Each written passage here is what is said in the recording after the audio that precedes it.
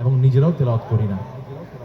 এই জন্য প্রিয় ভাইরা, আজকের এই মাহফিলে আপনারা যারা এসেছেন, আমি আপনাদের কাছে বিনয়ের সাথে অনুরোধ করব, শুধু আজকে এই মাহফিলে আসলাম, আমি আমার আমলনামার মধ্যে হাজার হাজার নেকি নিয়ে চলে গেলাম, বাসায় ফিরলাম, এটা যেন এর মধ্যেই সীমাবদ্ধ না থাকে।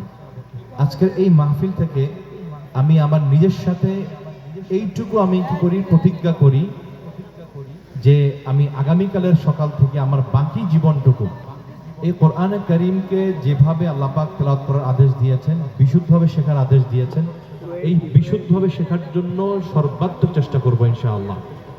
এবং সেই সাথে আমার বাকি জীবনটুকু আমি ব্যবসা করি, আমি দোকান চালাই, আমি যাই করি না কেন, দিনের একটা সময় আমি কোরআনে কারীমের তেলাওয়াত শুনবো।